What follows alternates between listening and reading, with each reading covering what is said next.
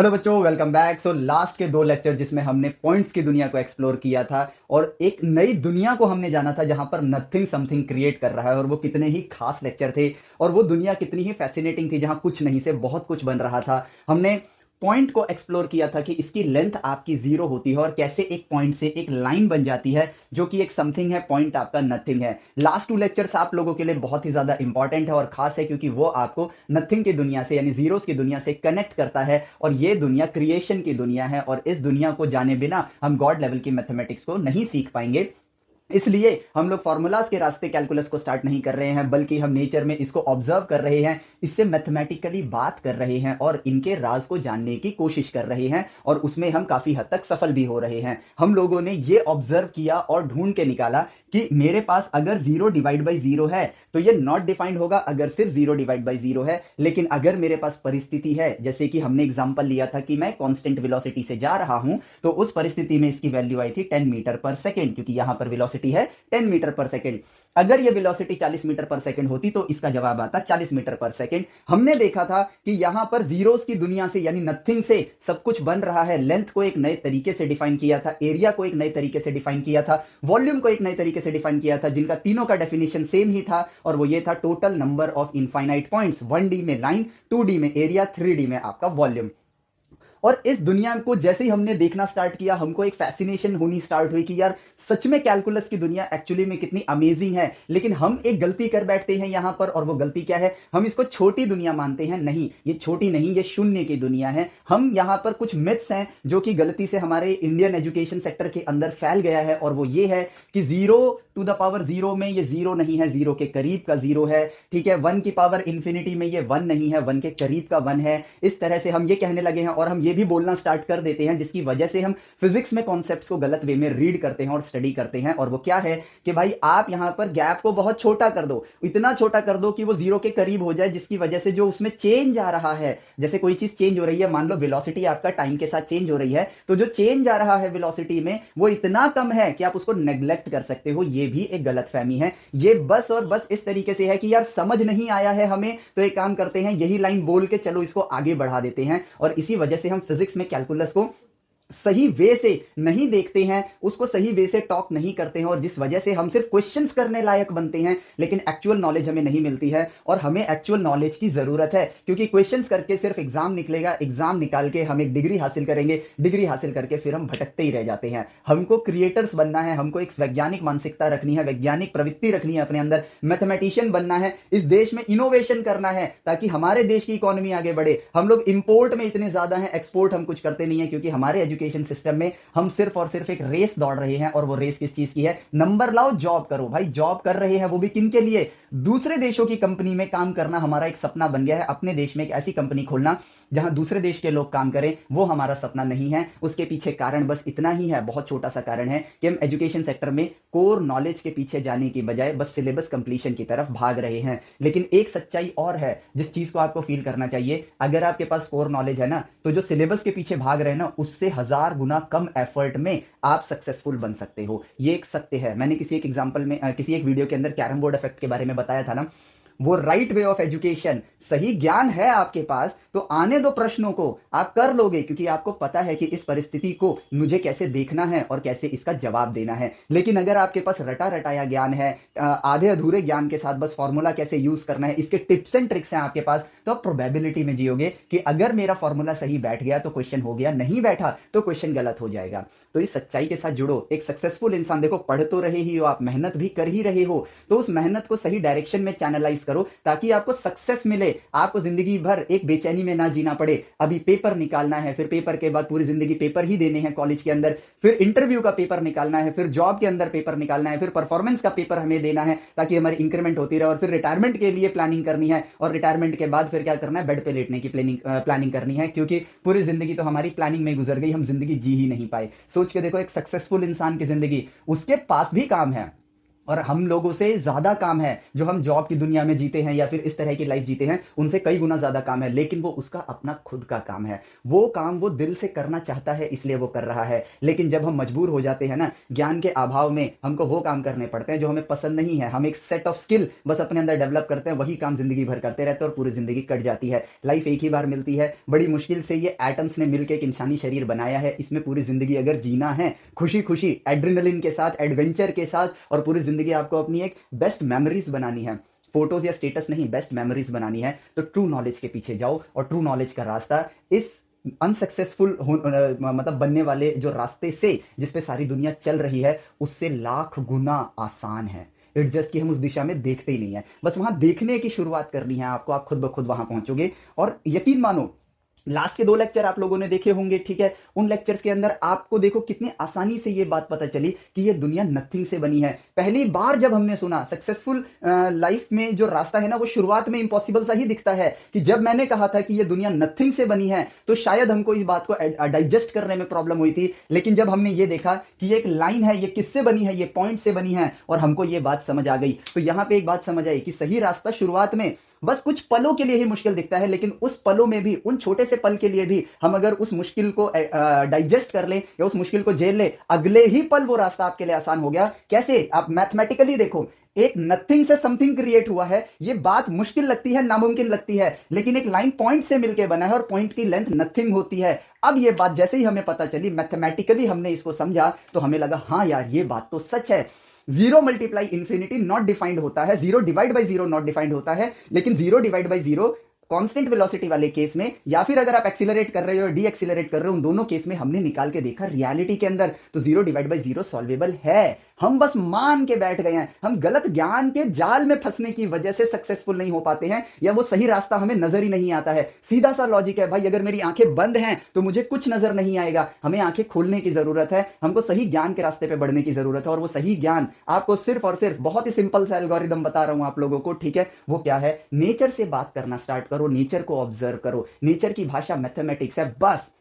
Doesn't matter आपको एक cricketer बनना है, स्पोर्ट्समैन बनना है, फॉर्मूला 1 रेस ड्राइवर बनना है, रॉकेट साइंटिस्ट बनना है, सीए बनना है, या कुछ भी बनना है। ये फील्ड्स हैं, लेकिन इस फील्ड के दिग्गज बस कुछ ही लोग हैं। वो दिग्गज अगर बनना चाहते हो ना, तो राइट वे ऑफ एजुकेशन की तरफ बढ़ो। ये सारी चीजें, जितने भी हमारे लेक्चर्स हैं, इन लेक्चर्स के अंदर यही तो देखा हमने कॉम्प्लेक्स नंबर, जिसको हम आज कॉम्प्लेक्स बोलने लगे हैं, बेसिकली वो सिर्फ इमेजिनरी नंबर है, उस तक को खोज निकाला सिर्फ नेचर से बात करके। नेचर से ही बात करके हम लोग अब कैलकुलस की दुनिया को समझ रहे हैं, और आज हम उसमें थोड़ा सा और डीप डाइव करने वाले हैं, ठीक है। हम जिन चीजों को रट रट के आगे बढ़ते हैं ना, ये डी का सिंबल और ये डेल्टा का सिंबल, आज हम इन चीजों को समझेंगे, जो कि अगेन बहुत ही ज्यादा आसान है, क्योंकि सक्सेसफुल बनने वाला जो रास्ता है ना, वो एक्चुअली में आसान है। बस फर्क पता है क्या है? अनसक्सेसफुल बनने वाले रास्ते में ना आपको भीड़ मिलेगी। वो भीड़ की वजह से आपको लगता है कि हमारे पास एक सहारा है, जहां सब जा रहे हैं इसलिए सब सही होंगे, लेकिन एक अकेला अगर किसी एक अकेले रास्ते पर निकलता है तो वो गलत लगने लगता है। लेकिन सबसे आगे वो अकेला इंसान ही जाता है, ये सच्चाई है। इस वजह से हमने सक्सेसफुल पॉइंट पर जाने वाला जो रास्ता है ना, उसको देखना छोड़ दिया है,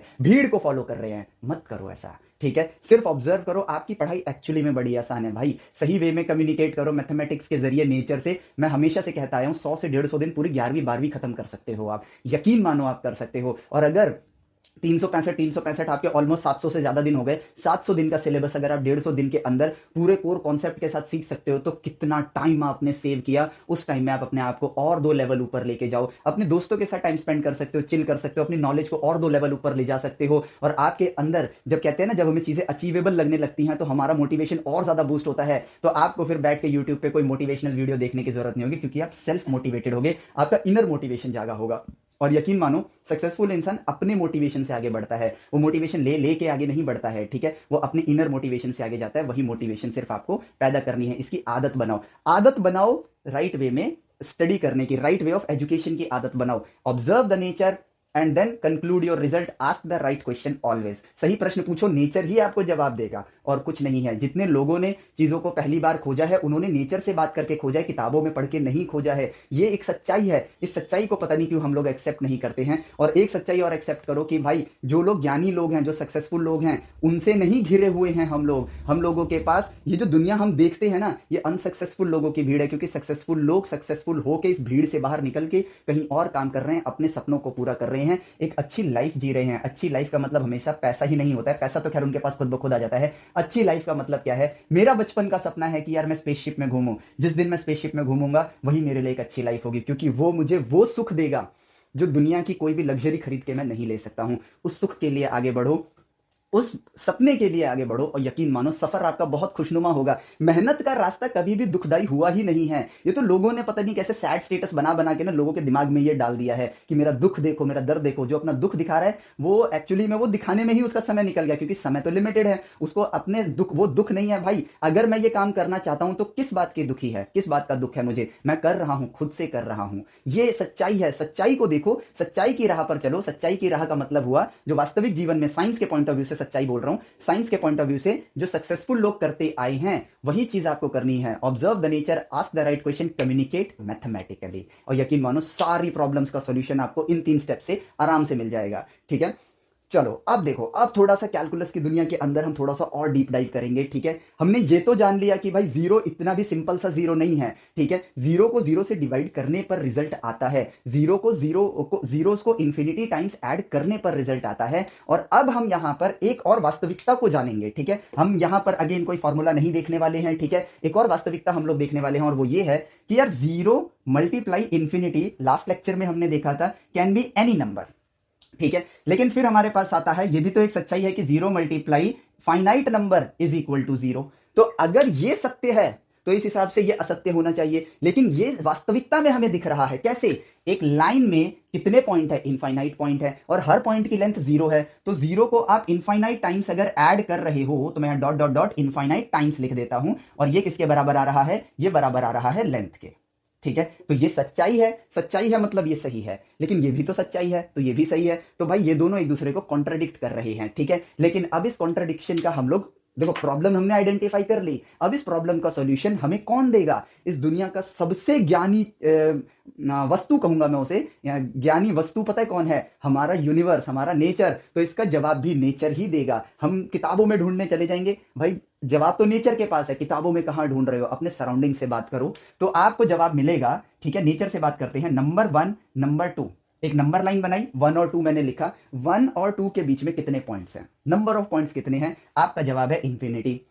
1 और 1.1 के बीच में कितने पॉइंट हैं? आपका जवाब है इंफिनिटी। 1 और 1.00000000000 10-15 करोड़ जीरो लगा दो, उसके बाद फिर 1 लिख दो। इन दोनों नंबर्स के बीच में कितने पॉइंट है? आपका जवाब है इंफिनिटी। तो यहां पर दो फाइनाइट पॉइंट्स या फिर दो पॉइंट्स के बीच में चाहे नंबर्स कितने ही पास हो, चाहे कितने ही दूर हो, हमेशा इनफाइनाइट पॉइंट्स ही उनके अंदर आते हैं। तो एक लेंथ को क्रिएट होने के लिए आपको इनफाइनाइट जीरोस की जरूरत पड़ेगी। यस और नो? आपको वास्तविक जीवन में या नंबर लाइन के ऊपर कभी भी फाइनाइट नंबर से, अगर मैं कहूं कि ऐसे दो नंबर ढूंढ के निकालो जिनके बीच में सिर्फ फाइनाइट नंबर्स ही हो, आपको नहीं मिलेगा। पूरी जिंदगी ढूंढते रहोगे तो भी नहीं मिलेगा। आप 10 ही मिनट सोच के देख लो, आपको पता चल जाएगा ऐसे तो कोई भी दो नंबर नहीं है। हम अगर दो नंबर कुछ भी ले लें, उनके बीच में इनफाइनाइट पॉइंट्स ही मिलेंगे। तो यानी कि जीरो मल्टीप्लाई फाइनाइट टाइम्स अगर आप जीरो कर रहे हो तो उससे कुछ भी क्रिएट हो ही नहीं रहा है। आप किसी भी कंक्लूसिव दो नंबर्स के बीच में एक लेंथ होती है ना, वो निकाल ही नहीं सकते हो। तो क्योंकि एग्जिस्ट नहीं करता है, इसलिए zero multiply finite number is nothing. Zero multiplied infinite times is something. Zero multiply something is nothing.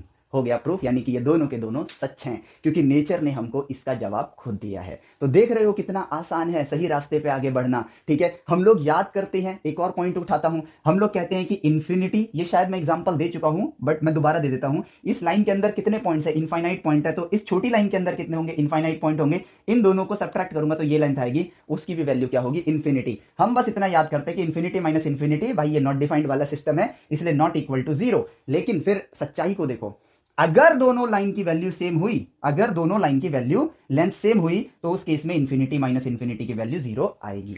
ठीक है, तो ये भी सच्चाई है, ये भी सच्चाई है। लेकिन अब यहां पर कैलकुलस में जो लास्ट के 2 लेक्चर्स में हमने सबसे ज्यादा ऑब्जर्व किया है, उस चीज को हम लोग देखते हैं। वो ये है कि पॉइंट की दुनिया में हर चीज की वैल्यू जीरो है, हर चीज की वैल्यू जीरो है। और क्योंकि सबकी वैल्यू जीरो है, इसलिए आप यहां पर कोई कैलकुलेशन कर ही नहीं सकते हो। क्योंकि लॉजिकली सोच के देखो, कैलकुलेशन करने के लिए आपको मेजरमेंट करनी पड़ेगी, और यहां सारे मेजरमेंट्स की वैल्यू जीरो है। सबकी वैल्यू जीरो है। पॉइंट्स को समझो, अगर मेरे पास ये लेंथ है, ये लेंथ है, ये लेंथ है, ठीक है, उससे छोटी लेंथ, उससे छोटी लेंथ, ठीक है। अब मैं इनको पॉइंट्स के नजरिए से देखना स्टार्ट करूंगा। Infinite point, infinite point, infinite point, infinite point, infinite point. इसकी लेंथ लिख देते हैं 1 centimetre, 2 centimetre, 3 centimetre, 4 centimetre, 5 centimetre, इस तरह लिख दिया। तो ये क्या है, 0 multiply infinity is equal to 1 centimetre. मैं यहां सॉल्व नहीं कर सकता, अगर मेरे पास लाइंस नहीं होती तो मैं जवाब दे ही नहीं सकता हूं। मुझे ये इसका जवाब तभी दे पाऊंगा जब मेरे पास एक लाइन होगी। तो अगर ये इसके लिए है तो 1 सेंटीमीटर, अगर 0 मल्टीप्लाई इंफिनिटी दूसरे केस के ले लूं तो इसका आंसर होगा 2 सेंटीमीटर, तीसरे केस के लिए 0 मल्टीप्लाई इंफिनिटी होगा 3 सेंटीमीटर, 0 मल्टीप्लाई इंफिनिटी यहां पर 4 सेंटीमीटर, 0 मल्टीप्लाई इंफिनिटी यहां पर 5 सेंटीमीटर। इट मींस इस दुनिया ने आपको साफ साफ शब्दों में बोल दिया है कि भाई मेरी दुनिया में, यानी शून्य की दुनिया में, पॉइंट की दुनिया में आप कैलकुलेशंस कर ही नहीं सकते हो, क्योंकि सबका साइज जीरो है। सबका साइज जीरो है। अब क्योंकि सबका साइज जीरो है तो आप यहां कैलकुलेशंस नहीं कर सकते हो, आपको वास्तविकता को देख के मेरे लिए जवाब ढूंढना पड़ेगा। और यही है आपका कैलकुलस। कैलकुलस के अंदर कोई फॉर्मूलाज नहीं है। दोस्त फॉर्मूला जिनको आप फॉर्मूला बोल रहे हो वो रिजल्ट्स हैं। वास्तविकता को देखने के बाद कि भाई इस पर्टिकुलर सिनेरियो में ये जवाब आ रहा था, तो वो रिजल्ट है। Those are not formulas. और हम उनको फॉर्मूलाज मानते हैं कि भाई उनके जैसी परिस्थिति जब आएगी तो इनसे जो रिजल्ट आया है वही हम डाल देंगे, समझे। तो वो एक तरीके समझो कि प्राइमरी फॉर्मूलाज नहीं है, वो सेकेंडरी फॉर्मूलाज की तरह आप उनको यूज करते हो। जैसे हमने फर्स्ट लेक्चर के अंदर और सेकंड लेक्चर के अंदर ये एग्जांपल लेकर आए थे कि आप ए पॉइंट से कांस्टेंट वेलोसिटी से मूव कर रहे हो, ठीक है। तो क्योंकि आपको यह सच्चाई अब दिख रही है कि आपकी वेलोसिटी कभी भी चेंज नहीं हुई है ए से बी जाने में, ठीक है। और वेलोसिटी का मतलब क्या होता है, वेलोसिटी का मतलब होता है चेंज इन पोजीशन। ये फ्रेम ऑफ रेफरेंस है, ठीक है। ये क्या है आपका, चेंज इन पोजीशन और चेंज इन टाइम। लेकिन अगर मैं आपसे पूछता हूं what is your instant velocity, अब इंस्टेंट का मतलब ये कभी मत सोचना कि इतना छोटा टाइम गैप ले लो कि वो इंस्टेंट जैसा लगे, ये बोलना ही गलत है। हम कैलकुलस के ट्रू मीनिंग से भटक जाएंगे। इंस्टेंट का मतलब होता है जब टाइम बिल्कुल भी पास ना हो, यानी कि टाइम आपका फ्रीज हो गया है। तो भाई अगर टाइम इंस्टेंट मतलब इंस्टेंट टाइम पे निकाल रहे हो तो चेंज इन टाइम की वैल्यू जीरो होगी। तो अगर टाइम फ्रीज है तो आपके चेंज इन पोजीशन की वैल्यू क्या होगी, वो भी जीरो होगी। लेकिन सच्चाई देखो, आप यहां सॉल्व नहीं कर सकते हो। सच्चाई को देखो तो जवाब ये आता है कि भाई देखो रियलिटी में तो मैं 10 मीटर पर सेकंड की स्पीड से ए पॉइंट से लेकर बी पॉइंट तक हमेशा जाता रहा हूं, यानी कि हर वक्त मेरे पास वेलोसिटी 10 मीटर पर सेकंड थी। तो सच्चाई को देख के हमने जवाब दिया कि आपकी वेलोसिटी होगी 10 मीटर पर सेकंड। अगर वेलोसिटी चेंज होती, मान लो ये 40 होता, तो यहां मैं जवाब लिखता 40। As simple as that. यानी कि की पॉइंट जो कैलकुलस की दुनिया आपको बार बार बता रही है, पॉइंट की दुनिया आपको बता रही है, वो क्या है, आप सॉल्व नहीं कर सकते हो। आपको वास्तविकता को देखकर जवाब देना है। हमने जीरो की पावर जीरो की जब वैल्यू निकाली थी लास्ट लेक्चर के अंदर, तो हमने फर्स्ट लेक्चर के अंदर, माफ करना, तो हमने क्या जीरो की पावर जीरो सॉल्व किया था? नहीं, हम एक्स की पावर एक्स को सॉल्व कर रहे थे और एक्स की वैल्यू जीरो की तरफ लेते गए। और हमने देखा कि इसका जो रिजल्ट है वो कहां अप्रोच कर रहा है, उसके बेसिस पर वास्तविकता को ऑब्जर्व करके हमने ये प्रिडिक्ट किया था कि जीरो की पावर जीरो की वैल्यू 1 होगी। यही है आपका लिमिट का प्रोसेस। लिमिट के अंदर आप बेसिकली क्या करते हो, आप जीरो की वैल्यू को खोजने, जीरो की दुनिया में वैल्यू खोजने जा रहे हो, जो कि आप नहीं खोज पाओगे, मतलब सॉल्व नहीं कर पाओगे, क्योंकि वहां पर हर चीज की वैल्यू जीरो है। लेकिन अगर आप उसके करीब जाते जा रहे हो, ठीक है, आप उसके दो पॉइंट के बीच में कैलकुलेशन कर रहे हो, मेजरमेंट कर रहे हो, क्योंकि कैलकुलेशन आप वहीं कर पाओगे ना जहां मेजरमेंट होगा। और मेजरमेंट के लिए आपको 2 पॉइंट चाहिए, point to be noted. Measurement के लिए आपको 2 पॉइंट चाहिए।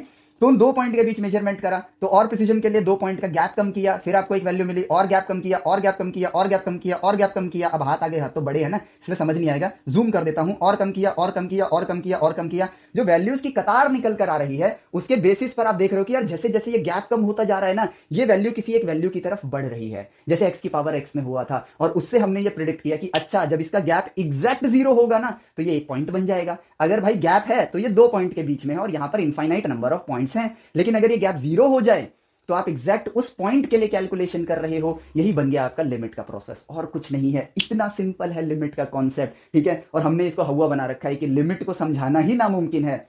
ऐसा कुछ नहीं है, लिमिट बहुत आसान है। उल्टा हम एक और गलती करते हैं अपने एजुकेशन सेक्टर के अंदर, वो ये है, हम इसको बहुत फैंसी बनाना स्टार्ट करते हैं। लिमिट के डेफिनेशन इंजीनियरिंग में तो एप्सिलॉन डेल्टा नाम के फॉर्मेट में आएगी कि लिमिट की एक फॉर्मल डेफिनेशन है, एप्सिलॉन डेल्टा प्रूफ है इसका, ठीक है, जो मैंने अभी आपको बताया इसी चीज को समझा रहा है। लेकिन वहां पर इंग्लिश जो है ना, ऐसी खतरनाक वाली लिखते हैं, बच्चे सोचते हैं भाई इसको छोड़ो, क्वेश्चंस हो रहे हैं ना, फॉर्मूला याद है ना, चलो आगे बढ़ते हैं। और वहीं पर हम राह भटक जाते हैं, भीड़ वाले रास्ते पे चल पड़ते हैं, अकेला रास्ता हम छोड़ देते हैं। अकेला रास्ता तो ये है, हटाओ अपनी डेफिनेशन को साइड में, let's talk to the nature. भाई ये जो बताएगा वही हम समझेंगे, मेरी भाषा अलग है कोई बात नहीं। तो नेचर, मैथमेटिक्स तो कॉमन है ना, मैथमेटिकली बात करेंगे, नेचर आपको आपकी भाषा में जवाब दे देगा, काम खत्म। मुझे लिमिट समझ आना चाहिए, मुझे डेरिवेटिव का मतलब पता होना चाहिए रियलिटी में, डेफिनेशन के फॉर्म में नहीं। मुझे इंटीग्रेशन का मतलब पता होना चाहिए रियलिटी में, डेफिनेशन के फॉर्म में नहीं, ठीक है, ताकि मैं उसको इस वास्तविक दुनिया में अप्लाई कर सकूं। अपनी भाषा में सीखो, कोई दिक्कत नहीं है। सबसे बड़ा गुरु आपके लिए नेचर है,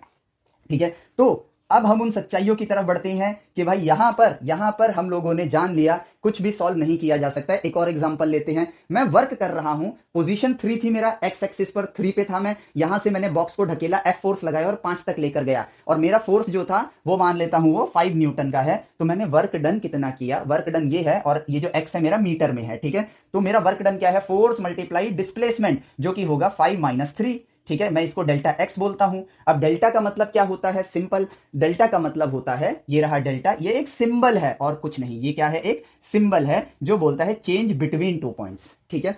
तो भाई आपको चेंज निकालने के लिए एक फ्रेम ऑफ रेफरेंस चाहिए, जिसके बारे में हम कई लेक्चर्स में डिस्कस कर चुके हैं। तो यहां पर मैं 5 पर पहुंचा, कहां से, 3 से। तो 5 minus 3 is equal to this length. तो इसीलिए मैंने 5 माइनस 3 को क्या लिखा, डेल्टा एक्स लिखा, और यहां पर जवाब आया 10 जूल का मैंने यहां पर वर्क डन किया है। अब सच्चाई को देखते हैं कि भाई मैंने 10 जूल का वर्क डन किया है, लेकिन 3 से लेकर 5 तक there are infinite number of points. अब मैं किसी एक पर्टिकुलर पॉइंट पर कोई भी पॉइंट उठा लो, 3.1, 4.2, 4.7, 4.83796288994321, कोई भी पॉइंट उठा लो। तो मैंने यहां पर एक पॉइंट उठाया, इस एक पर्टिकुलर पॉइंट पर मैंने कितना वर्क डन किया है, हम सच्चाई को देखेंगे। तो भाई एक पॉइंट पर चेंज इन पोजीशन क्या होगा, जीरो होगा। एक पॉइंट पर चेंज इन पोजीशन क्या होगा, जीरो होगा। तो फोर्स मल्टीप्लाई जीरो, ये बन गया मेरे पास पॉइंट वर्क डन। ये क्या बन गया, पॉइंट वर्क डन। अब मैं इस सच्चाई के साथ रूबरू होना चाहता हूं, ठीक है, फैक्ट के साथ कनेक्ट करना चाहता हूं, और वो क्या है कि पहले पॉइंट का work done F into zero, दूसरे पॉइंट का work done F into zero. क्यों जीरो,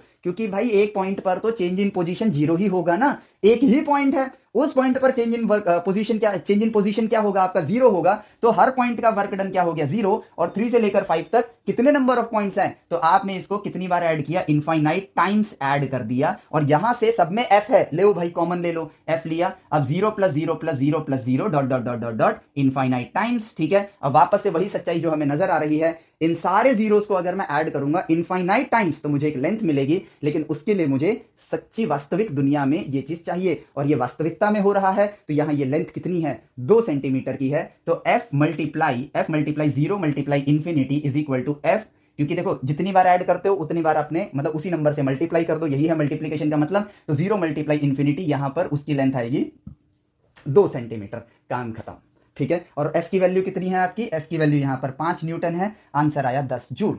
ये है आपका कैलकुलस, ये है आपकी पॉइंट की दुनिया।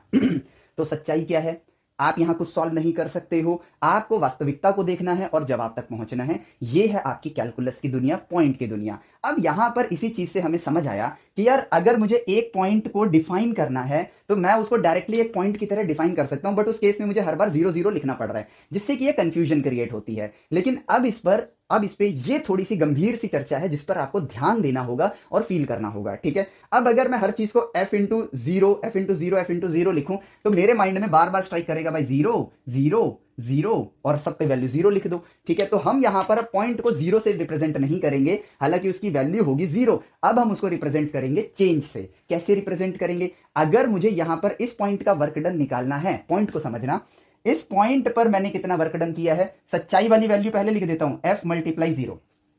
ये जीरो पॉइंट वाला जीरो है, ठीक है, ये पॉइंट वाला जीरो है, क्योंकि यहां पे डिस्प्लेसमेंट आपकी जीरो है। लेकिन इसको मैं निकालू कैसे, ठीक है, इसको मैं निकालू कैसे, क्योंकि यहां पर अगर मैं कहूं मेरा एक्चुअल फॉर्मूला क्या है, एफ इंटू डेल्टा एक्स, ठीक है, force multiply change in position, और ये कांस्टेंट फोर्स वाला फॉर्मूला है, ठीक है। तो force multiply change in position, तो अगर मैं ये वाला पोजीशन लूं और इसके थोड़े पास वाला पोजीशन लूं, ठीक है, मान लो ये डिस्टेंस मेरा x है, और यहां से यहां तक एक दूसरा एक छोटा सा गैप है, जिसमें इस गैप को मैं डेल्टा x बोल देता हूं। गैप को यानी चेंज इन पॉइंट्स को मैंने डेल्टा x बोल दिया। तो ये पॉइंट अगर x है तो ये पॉइंट हो जाएगा x plus delta x, as simple as that. तो जैसे जैसे मैं डेल्टा x को छोटा करता जाऊंगा, ठीक है, डेल्टा x को मैं छोटा करता जाऊंगा, ठीक है, तो यहां पर मैं बेसिकली कहां अप्रोच कर रहा हूं, टुवर्ड्स अ पॉइंट। मैं एक पॉइंट की तरफ ही तो अप्रोच कर रहा हूं। फॉर्मूला नहीं देखो, फॉर्मूला है ही नहीं ये। जैसे जैसे डेल्टा एक्स छोटा होता जाएगा, छोटा होता जाएगा, छोटा होता जाएगा, छोटा होता जाएगा, और जब डेल्टा एक्स आपका जीरो हो जाएगा तो वो क्या बन जाएगा, एक पॉइंट बन जाएगा। अब आप कहोगे कि हम इसको डायरेक्टली पॉइंट भी तो बोल सकते हैं, हमें ये डेल्टा एक्स को पॉइंट बनाने की जरूरत क्यों पड़ी?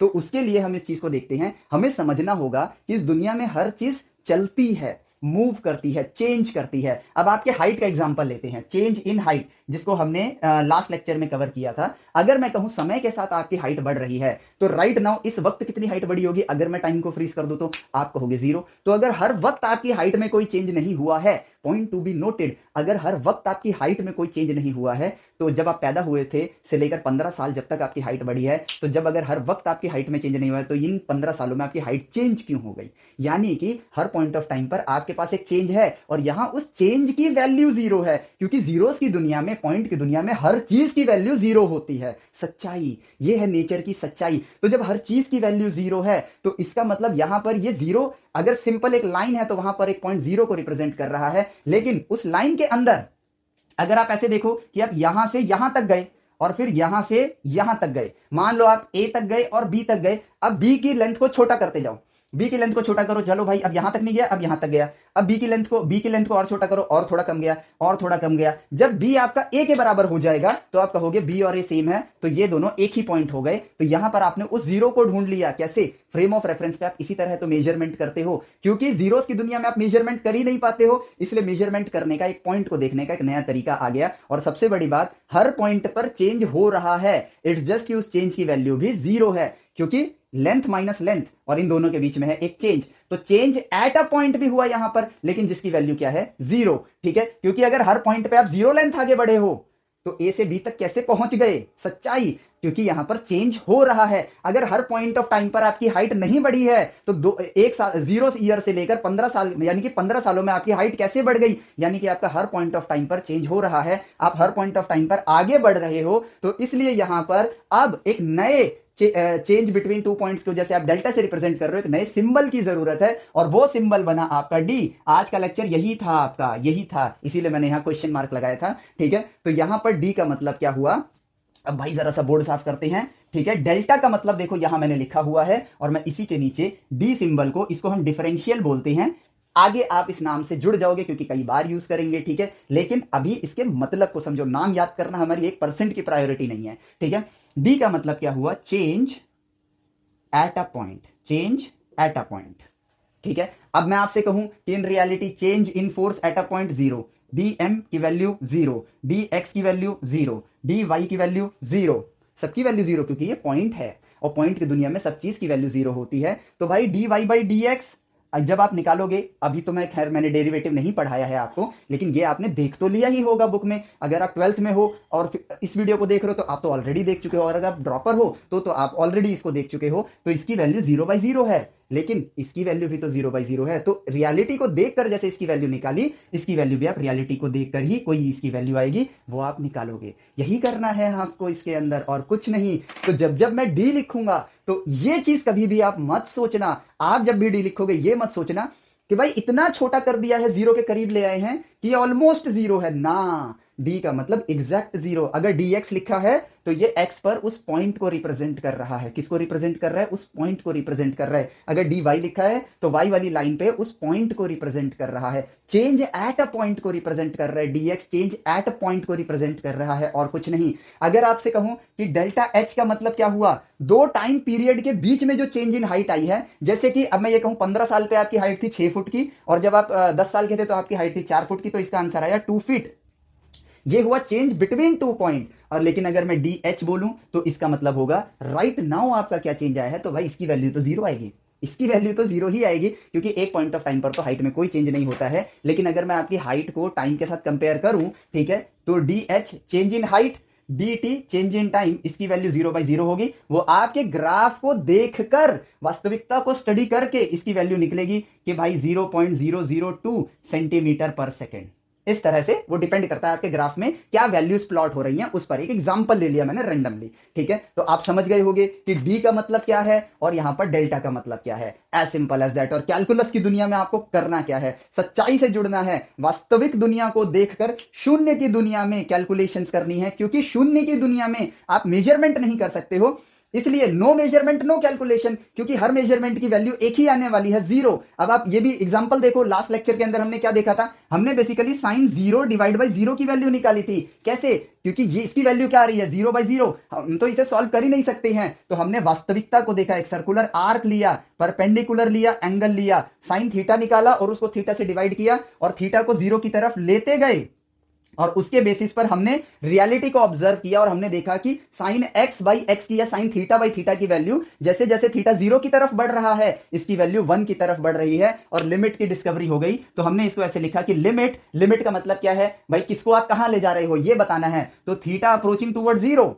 तो sine theta divided by theta, ये सिर्फ सिंबल है लिखने के लिए कि भाई आप इसको सॉल्व नहीं कर रहे हो, आप पॉइंट की दुनिया में काम कर रहे हो, इसलिए वैल्यूज को प्रिडिक्ट करके निकालोगे। कहां के लिए? जीरो के लिए, नॉट क्लोज टू जीरो के लिए, एग्जैक्ट जीरो के लिए। तो आपने फाइनली फाइंड किया ये किसके लिए सॉल्व किया है, साइन जीरो बाई जीरो, जिसका आंसर आया वन। किसकी मदद से? सॉल्व करके ना, रियलिटी को ऑब्जर्व करके। ये सिंबल सिर्फ इस चीज को रिप्रेजेंट करता है कि भाई आपने यहां पर सॉल्व नहीं किया है, आपने वास्तविकता को ऑब्जर्व करके आंसर दिया है। कैलकुलस में नाम में तो कैलकू आता है, कैलकुलेटर या कैलकुलेशन वाला कैलकू आता है, लेकिन यहां पर अब पता नहीं, ऐसे अभी राइट नाउ मेरे मन में कैलकुलस, यहां पे कोई कैलकुलेशंस होती ही नहीं है, यहां वास्तविकता को ऑब्जर्व किया जाता है। और इसने भी आपको चीख चीख कर ये बात दर्शा दी कि भाई नेचर ऑब्जर्व करने वाली चीज है, रट के फॉर्मूला याद करके कुछ हासिल नहीं होगा। जितने भी टिप्स एंड ट्रिक्स हैं उन सबके पीछे रीजन है, हम उन ट्रिप्स एंड ट्रिक्स को याद कर करके अपना बर्डन बढ़ाते हैं और कुछ नहीं। रियलिटी को देखो, काम अपने आप हो जाता है। तो इस लेक्चर का सबसे ज्यादा इंपॉर्टेंट पार्ट आप लोगों के लिए पता है क्या था? इस लेक्चर का सबसे इंपॉर्टेंट पार्ट ये था कि कैलकुलस के डीप मीनिंग के साथ आप कनेक्ट करो। ये तीसरा लेक्चर है और ये आपको पूरा का पूरा उसके साथ कनेक्ट कर देगा। आपको इस लेक्चर के बाद ऐसा नहीं है कि बस बंद किया आगे बढ़े, जो लास्ट इन 3 लेक्चर्स में मैंने आपको बताया है, इन चीजों को खुद से फील करो अपने सराउंडिंग में। इस चीज के बारे में आपको सोचना होगा, क्योंकि एजुकेशन, अगर आप अपने आप को एजुकेटेड बनाना चाहते हो, सिर्फ सुनने से काम नहीं होगा, आपको इसके बारे में सोचना होगा। क्योंकि एल्बर्ट आइंस्टाइन ने कहा था, education is not learning of facts, it is the training of mind to think. आपको सोचना पड़ेगा। आप सोचो, मुश्किल तो है नहीं ना, इस दुनिया को देखो और खुद सोचो और जवाब आप तक खुद आने स्टार्ट हो जाएंगे। और मेरा तो मेन एम ही यही है कि इंडिया के अंदर एजुकेशन सेक्टर को इस तरह से मोटिवेट करूं कि भाई यहां पर लोग सेल्फ लर्नर बने। ठीक है, डिपेंडेंट लर्नर है हमारी भीड़, हमें डिपेंडेंट लर्नर नहीं बनना है, हमें सेल्फ लर्नर बनना है। क्योंकि सेल्फ लर्नर उन चीजों को खोज सकता है जिसको आज तक खोजा नहीं गया है, और डिपेंडेंट लर्नर सिर्फ उन्हीं चीज को जान पाएगा जो आज तक खोजी गई है। और ख्याति उनको नहीं मिलती है जो भाई ऑलरेडी खोजी जा चुकी है, उसको पढ़ के या करके या खोज के आप कुछ नहीं कमाल कर सकते हो। लेकिन नाम तभी होता है जब आप उस चीज को खोज के निकाल दो जो आज तक खोजा नहीं गया है। एक कोयले और पानी की मदद से जब जेम्स वॉट ने रेल का इंजन बना दिया था, स्टीम इंजन बना दिया था, इसीलिए ये दुनिया पावर में वॉट का वो यूज करती है, यूनिट यूज करती है। जब न्यूटन सर ने फोर्स को खोज लिया था, फोर्स के फॉर्मूले को खोज लिया था, फॉर्मूला नहीं, फोर्स के असली मीनिंग को खोज लिया था और उससे एक फॉर्मूला बना दिया था, इसलिए फोर्स के अंदर न्यूटन का इस्तेमाल किया जाता है। ठीक है, जूल ये भी एक इंसान का नाम है, इसीलिए उनके नाम को इन्होंने, बर्नौली, ठीक है, आर्किमिडीज, आपके ये जो डॉक्टर वार्नर वॉन रॉन जिन्होंने सैटर्न 5 रॉकेट बना के इंसान को चांद पे भेज दिया था, तो ख्याति सिर्फ उन्हीं को मिली है जिसने कुछ नया किया है, उनको नहीं जो बस एग्जाम्स के पीछे दौड़ते रह गए। ठीक है, एग्जाम्स के पीछे, एग्जाम्स देना कोई गलत बात नहीं है, लेकिन एग्जाम्स के पीछे दौड़ने में जिस पर्पस के लिए आपने साइंस लिया था वो पर्पस पीछे ना छूट जाए। साइंस लेने का पर्पस है नेचर को समझना और इंजीनियरिंग के जरिए कुछ ऐसा क्रिएट करना जो इस दुनिया में एग्जिस्ट नहीं करता है। लेकिन हम लोग साइंस इसलिए ले रहे हैं क्योंकि इसमें हाई प्रोफाइल जॉब्स हैं। हम लोग इंजीनियरिंग इसलिए कर रहे हैं ताकि हमको जॉब मिले। क्रिएशन कहां गया, इनोवेशन कहां गया, डिस्कवरीज कहां गई, खो गई, वापस लाते हैं ना यार। सिर्फ इंडिया के अंदर इस सही नॉलेज को हम लोग स्प्रेड करते हैं ना, हम लोग इनोवेशन की तरफ ध्यान देते हैं ना। दुनिया टेक्नोलॉजी बना के हमको उसका गुलाम बना के खुद अमीर बन रही है, हमें गरीब करती जा रही है। अब टाइम आ गया है कि भाई सही ज्ञान को लेते हैं और हम इनोवेट करते हैं। हम उनसे पीछे हैं लेकिन इसका मतलब ये नहीं कि हम अपनी रफ्तार बढ़ा के उनसे आगे नहीं निकल सकते हैं। टाइम आ गया है, सही ज्ञान लेके ज्ञान लेंगे और क्रिएशन के लिए ज्ञान लेंगे, एक सिलेबस कंप्लीट करने के लिए नहीं। हमारा मोटिवेशन ऐसा होना चाहिए कि अगर मेरे 90% आ गए हैं तो पार्टी नहीं करनी है, ये सोचना है 10% ज्ञान अधूरा रह गया है, क्योंकि क्या पता लाइफ में सबसे इंपॉर्टेंट समय पर वही 10% की मुझे जरूरत पड़ जाए। ज्ञान नंबर्स के लिए नहीं लिया जाता है, लेकिन ज्ञानी इंसान के पास नंबर्स की कमी नहीं होती है। ठीक है, ज्ञान नंबर्स के लिए नहीं लिया जाता है, नंबर्स के लिए आपको ज्ञान नहीं लेना है, ज्ञान लेना है अपने लिए। और जिसके पास ज्ञान है उसके पास नंबर्स की कमी नहीं है, क्योंकि ज्ञानी इंसान चीजें हासिल करता है तो भाई वो नंबर्स भी हासिल कर लेगा, कोई दो राय नहीं है इसमें, कोई दो राय नहीं है। रियलिटी को समझो, जीरोस की दुनिया में आप लोगों का स्वागत है। कैलकुलस को सही वे में समझो और इसी को इसको फील करो। इसीलिए मैं आपको कह रहा हूं कि अब इस लेक्चर के बाद आपको इसके बारे में सोचना है। सोचो, फील करो, क्योंकि एक बार आप इस जीरोस की दुनिया के साथ कनेक्ट हो गए, मुश्किल तो 1% का भी नहीं है ये, हमें सिर्फ देखना है। ठीक है, आप चाहो तो इन लेक्चर्स को 2-3 बार देख लो, इन तीनों लेक्चर्स को 2-3 बार देख लो, कनेक्ट कर जाओ। इसके बाद 100 या 150 दिन इसके अंदर अंदर आपका सिलेबस ना खत्म हुआ आप खुद कर लोगे, ये बात का मैं आपको गारंटी दे सकता हूं। ठीक है, जेई मेंस एडवांस सब निकलेगा, मैं चाहता हूं आपका वो एग्जाम निकले, इसलिए आपको आईआईटी नहीं भेजना चाहता कि आईआईटी बेस्ट है। आईआईटी में इसलिए जाओ क्योंकि आप बेस्ट हो और आईआईटी से ऊपर कुछ अवेलेबल ही नहीं है। सच्चाई को समझो, ब्रांडिंग करो, सेल्फ की ब्रांडिंग करो। बातें ज्यादा हो जाती हैं यार, मैं भी क्या करता हूं, माफी चाहूंगा ज्यादा समय लेने के लिए, लेकिन सच्चाई बताना था आपको तो वही सच्चाई बता रहा था।